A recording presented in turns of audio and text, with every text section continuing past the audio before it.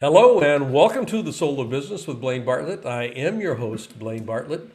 Folks, today in this episode, we've got a real treat, I think. Ellen Finkelstein is my guest, and Ellen is one of only 18 people in the United States that Microsoft has designated as a PowerPoint MVP professional. And this is a big deal in the context of what we're going to be speaking about today, because what I wanted to do with today's episode is really get granular about how do you execute on ideas?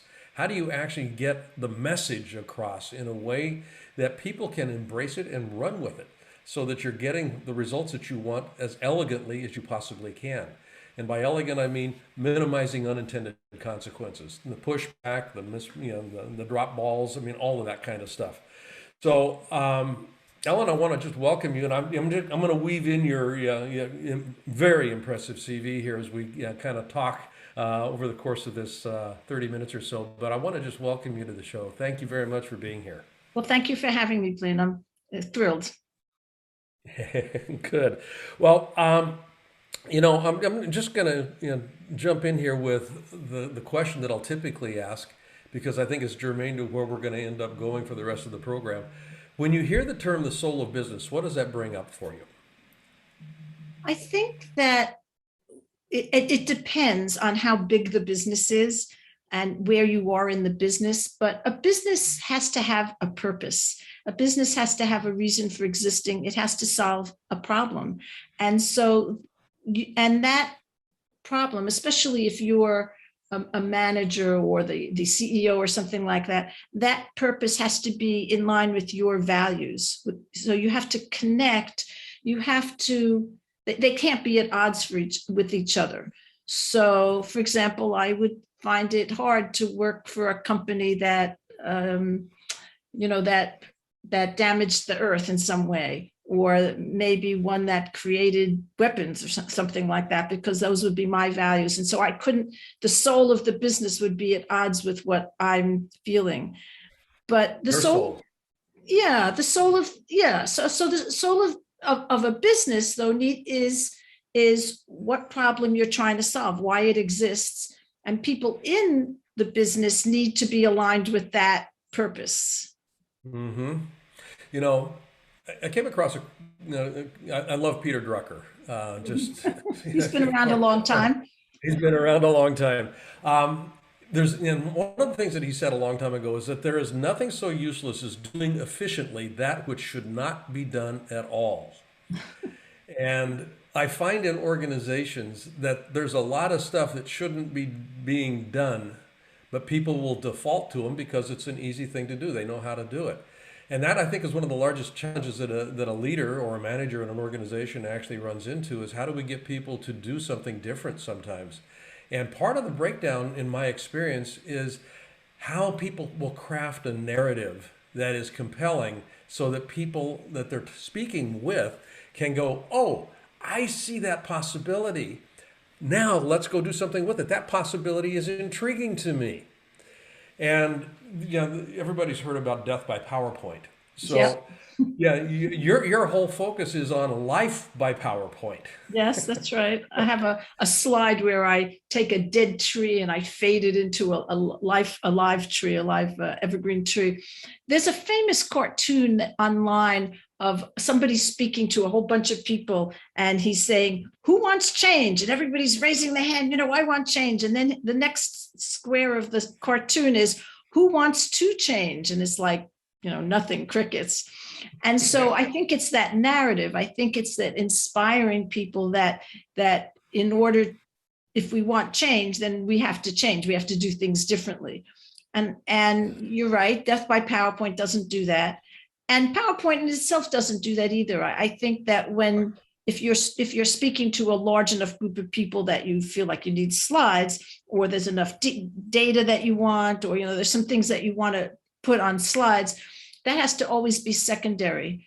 And so you want to first figure out what your message is, where your people are at, and then how you're going to bring those people to where you want them to be so that you can bring about the change that you want. And when you figure out that message, Then if you're using slides, I'm a big fan of using images, graphic images. There's certainly a lot of research that shows we pay more attention to images than to text. And when you put all the text you're saying on the slide and use it like a teleprompter, people just read the slide and they don't listen to you, that, they're pretty much ignoring you. So, images that either help people understand or help people remember, help people feel, help persuade people, help invoke the emotions that you want them to experience, help show them where we're going to go and what that's like. So that in that way, slides can help inspire people, but you need to focus on your message first, and then just don't ruin it with death by PowerPoint. And then don't ruin it. Yeah, yeah. It's been my experience that most managers, most leaders, particularly folks that have been seasoned. I mean, they're actually in position for a while here. They're pretty clear internally about what they'd like to have happen externally. But there seems to be a signal to noise component. The signal to noise ratio oftentimes is too high.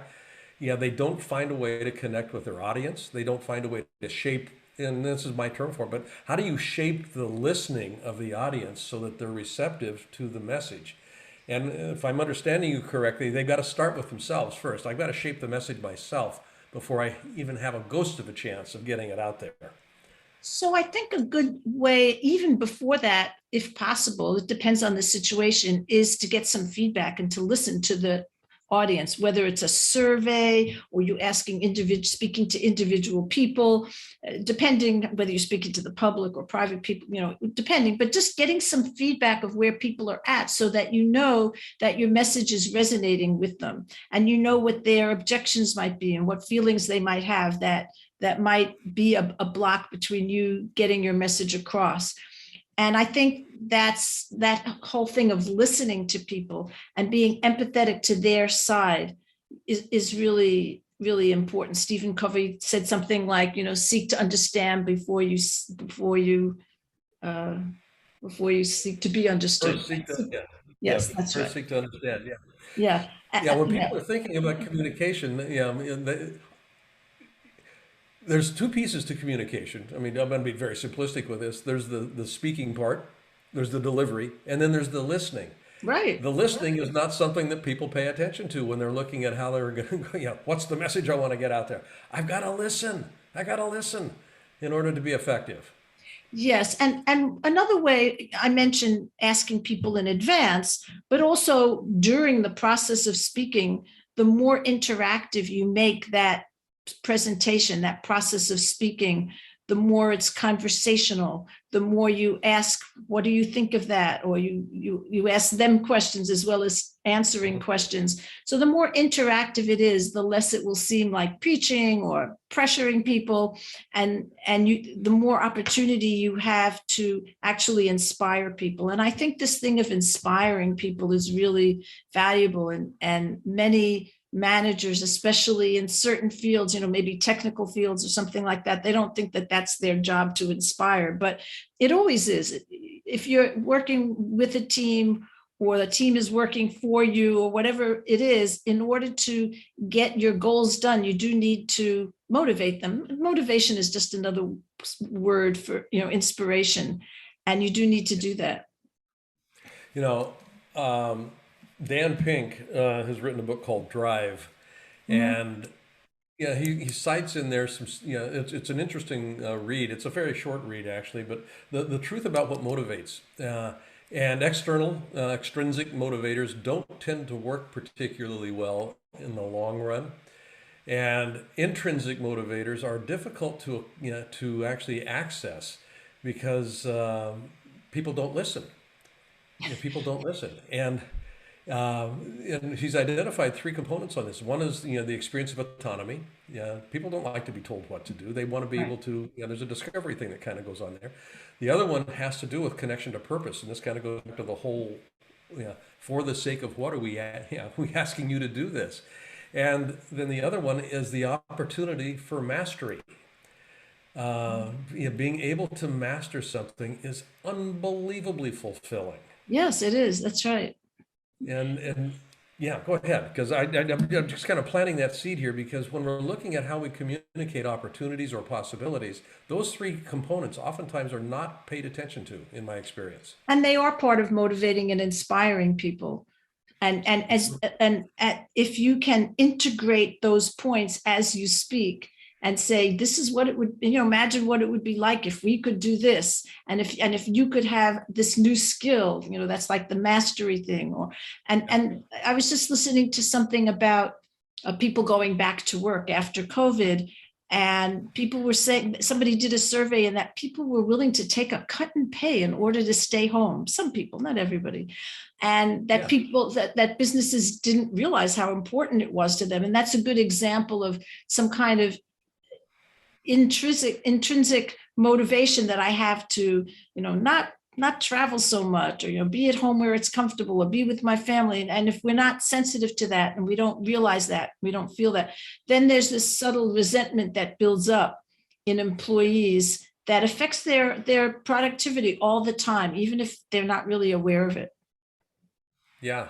Yeah, you've written 11 published books, and there's been 25 editions, and these have been published by McGraw-Hill, Wiley, and yeah, and so I mean, you've got a library of work Yes. that is organized and oriented around being more productive and effective, yeah, in life as well as in the workplace. Um, just out of curiosity, what got you on this track? Well, funnily enough, what got me on the track of first editing, doing some technical editing for technical books, and then writing them was simply that I had little kids at home. My kids are 31 and 33 now, so it seems pretty funny, but they were, 1 and 3 or 2 and 4 at the time, and I needed to work at home. And I had this Uh, opportunity first to do some technical editing, and and then my first book was on AutoCAD, which is a drafting program. oh And boy, I remember that. I remember well, it's that. still Yeah, around. I don't write the book yeah. anymore, but that one went through 17 editions and ended up being 1,200 pages long. It was like this massive book, and it was updated almost every year. So, but to get to that point, and I knew AutoCAD obviously, but the opportunity to work at home was really valuable to me. And Autonomy. and then I wrote books on PowerPoint, and you might think they're completely separate, but actually the graphic side of it, the visual side of it, is something that they both have in common. And and then after a while, and then I started creating an author platform, and that was ellenfinkelstein.com. And wrote blog posts, and I developed a mailing list. And then I realized that I could sell my own books myself. I didn't have to go with publishers. And so then I sort of switched over to just selling ebooks on my own website. And that was a Hmm. big change for me, getting into that whole internet marketing thing. But it came out of that opportunity of writing those books, both on AutoCAD and PowerPoint. Mostly, I wrote co-wrote Flash for Dummies. I have a bunch of different books, but mostly the focus was on AutoCAD and then PowerPoint.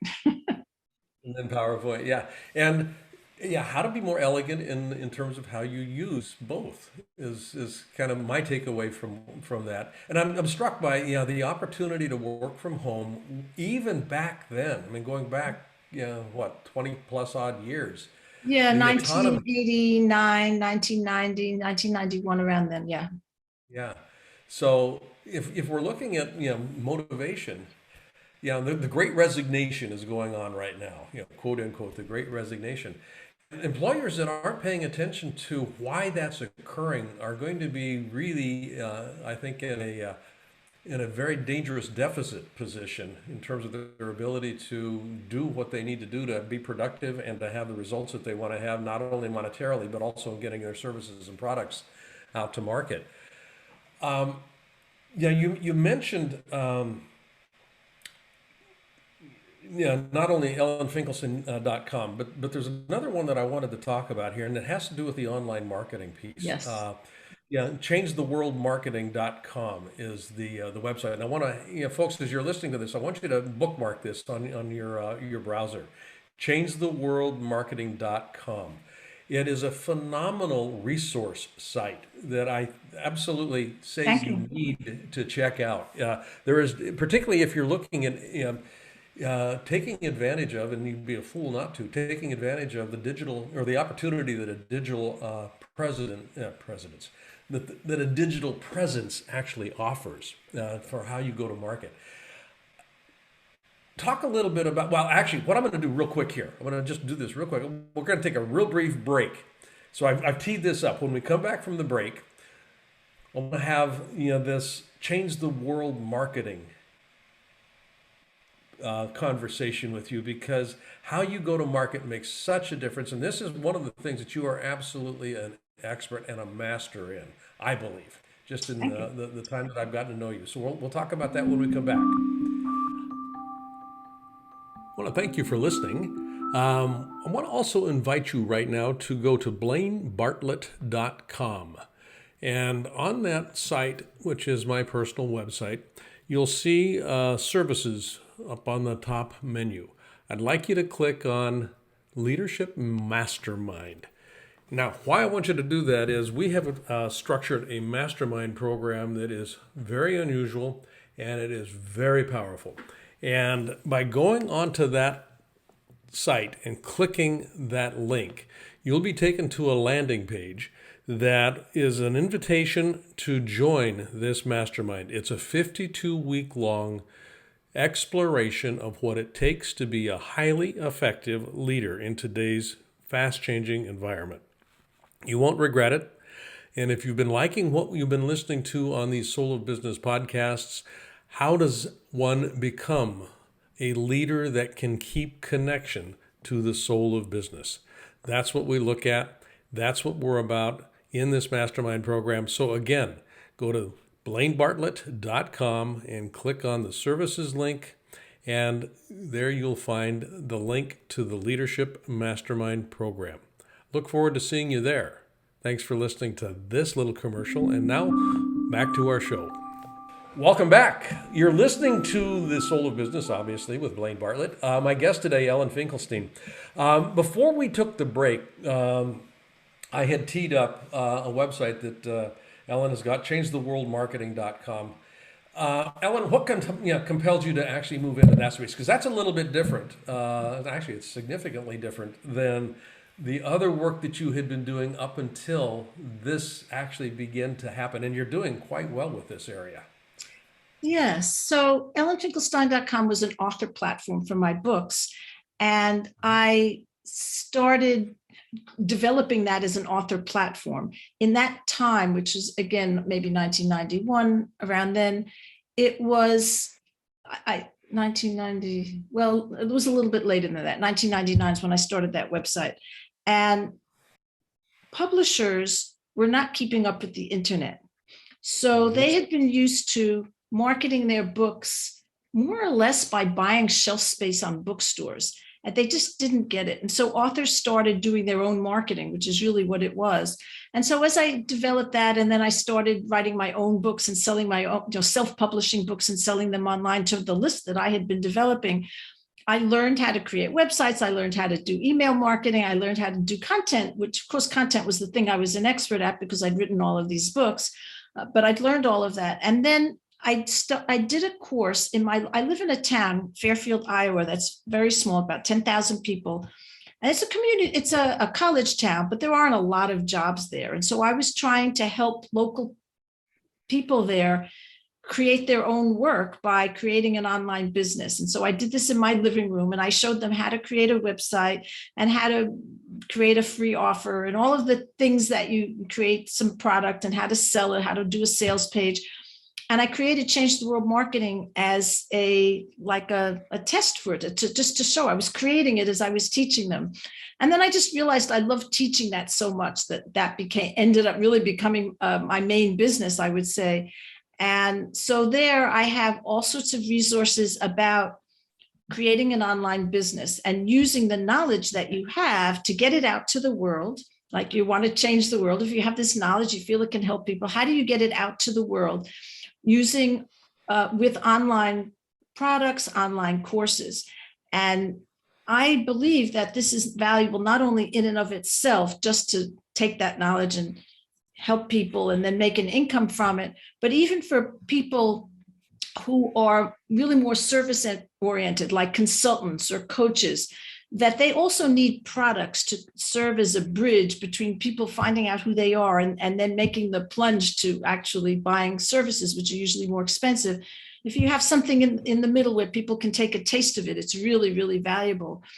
And businesses are starting, this whole thing of content marketing is a big buzzword. And so, but many businesses think of it just as writing a useful blog post or something like that. But businesses can really educate their customers or their potential customers, really help them out and create this loyalty because people have been helped by it, so that people will buy from them when they're ready to buy. Yeah. And yeah, that the idea to fill that gap, particularly, man, that's just one of the things. I'm a service provider. I'm a consultant. I'm a coach. And particularly this last year and a half with COVID and whatnot, I've had to look at how I transition, because I never, historically, I worked with large enterprise organizations and it was all on site and my marketing was word of mouth. I mean, I never, Right. I founded the company in '87 and we never marketed. We literally never marketed, and we ended up growing phenomenally, had offices in 5 countries, and it was all word of mouth and services. That's all I delivered was services. There was no product per se. Right. Right. Well, last year the world changed. It did. It In did. 2020, the world changed, and it was interesting for me. And this is I love this conversation, because that gap, I wasn't aware that I needed to fill that gap between my knowledge, the service I delivered, and the bite that people needed to have in order to really go, oh, there's something here. And it's a small barrier to entry. There's, it doesn't Right. cost a lot of money. And then we have a conversation about what else could be offered. How do you work with clients, and whether a restaurateur or a service provider like a coach? What would be some of the things that you would actually invite them to pay attention to, were they to work with you to understand how to fill that gap? So first you have to figure out if you have an audience of people who aren't buying. And if you want to grow your business, you need to develop an audience of potential clients or customers. So you mentioned a restaurant, for example. So, and this is true of a lot of retail stores during COVID. If restaurants hadn't built an email list of their customers, they had almost no way of contacting them. But those that were smart, and occasionally you will go into a restaurant and they'll ask you to fill in your email address, and they'll say, if you sign up, then we'll give you 10% off your next meal, or something like that. A gift store is another good example. These are places where people don't have to go. So Yep. they're not forced to go there. The grocery stores supermarkets didn't have to do this. You had to get food. But there are places that are optional. And if you had created an email list, you could say, we're still open, we will deliver. We can do, curbside delivery. You can make an appointment, and later on you could say, we're all vaccinated. If you come in, people were making people wear masks or whatever, whatever they're saying. So you could contact people, you could connect with people, and you could continue your business. And so this is true also of like coaches and consultants. They tend to have small lists because, like you said, it was just word of mouth. So you didn't need a list of people. Yeah. So you start by creating that list of people who might be interested. And you do that on your website by having something for free that will solve a problem that they have. And there are lots of ways of promoting it. You can partner with other people. Basically, what we're doing now is a type of partnership. You're promoting me, and when this goes up, I'll promote you, and so on like that. So you work with other people, and there are lots of places on social media where you can post. And of course, you can go with ads if you want. But whatever you want to do, you develop the system, and then you start helping people. You start educating people with whatever the problem is that you solve. And you just talk to people, and you always encourage them to respond. And that's how you get into one-on-one conversations. So they sign up for that, whatever that free offer is. And then the first email they get, here's where you download it. Click reply and let me know what you're working on. Why did you sign? Why did you request this? How can I help you further? Let's just talk, or whatever it is.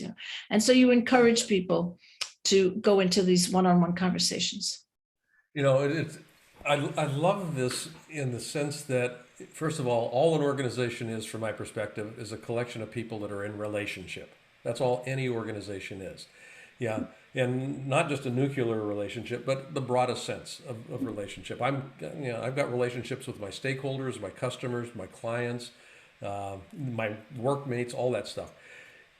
To the degree that the relationships are working well, you're going to have a pretty successful organization, typically. Now, that being said, how do you have successful working relationships? Conversation. Mm-hmm. Conversation is the catalyst for a successful working relationship. Intentional conversation.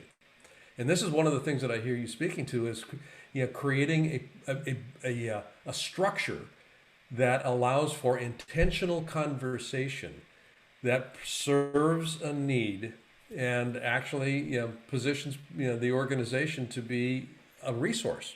Whether it's, a restaurant providing food or a consultant or a coach providing a service.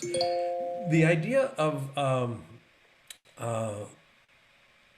communication, I keep coming back to this, specifically with you, because you are, in my estimation here, and we've got a mutual friend, Bill Prater.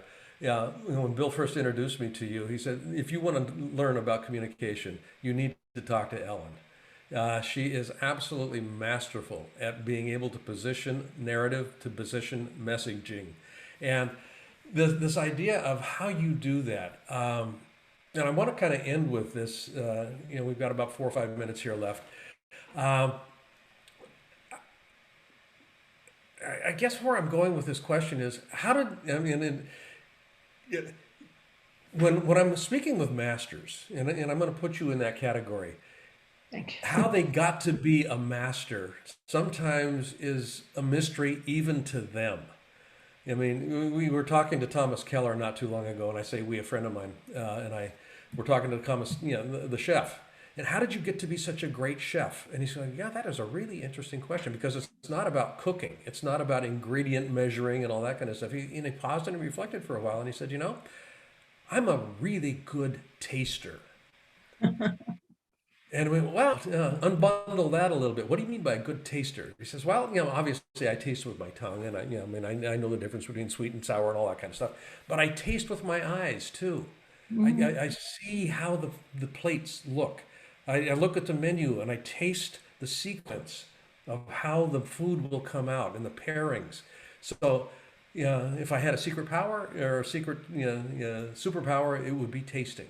So, with that kind of a preamble, as a master communicator, what makes you a master? I really like that example of the cook, because as being a master taster, he is looking at it from the point of view of his audience, of the people who are eating his food, rather than thinking, what he thinks. And so I think for me, the way I've learned what I've learned is, first of all, I love to learn.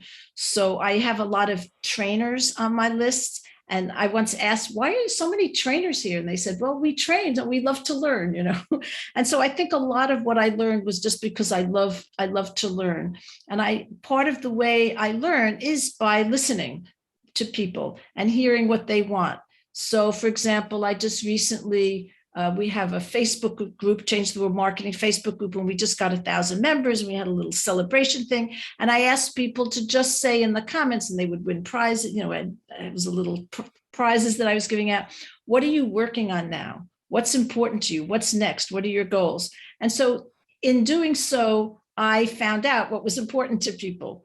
And then I could offer people what they needed next. And so I think that is really, really important.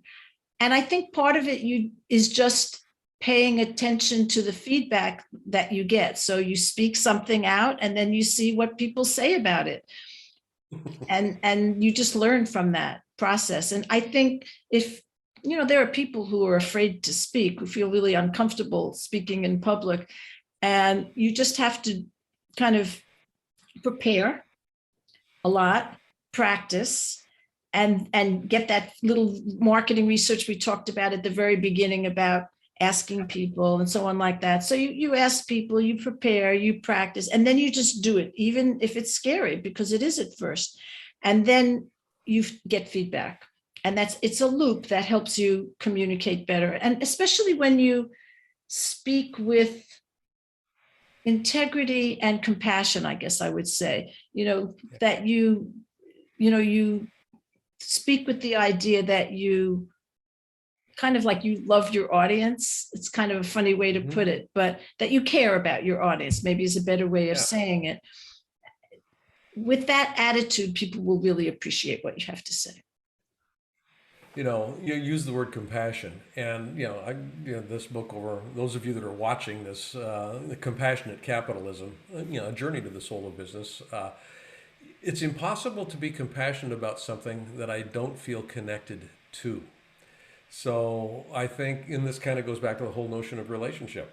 If I'm not connected, I'm not going to be effective. Kind of period, the end. If I'm not connected to my body, I mean, we can go on all kinds. If I'm not connected to gravity, I'm going to have difficulty walking. So it's kind of all kinds of stuff here. Ellen, how are you leaving it better than you found it? It's kind of I'm, a non I'm, sequitur question. yeah, I know.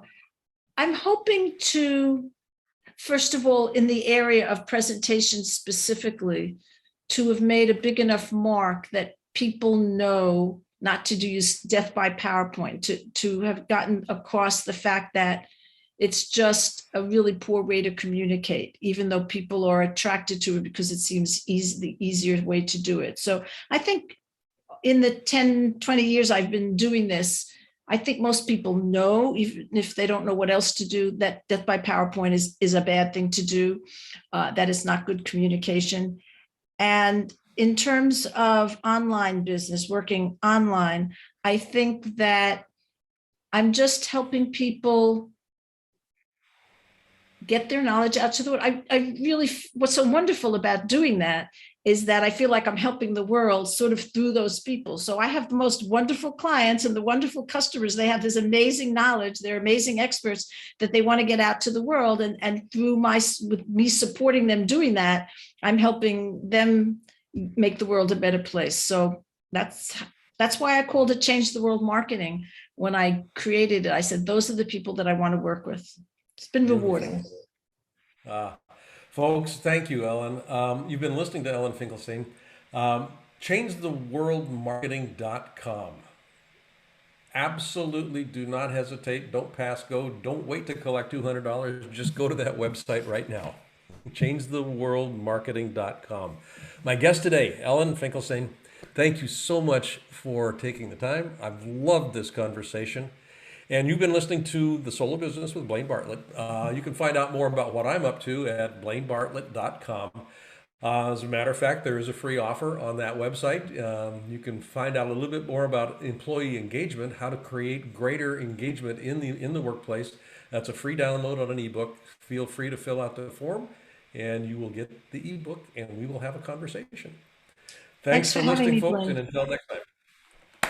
Bless you. Thank you. Bye-bye.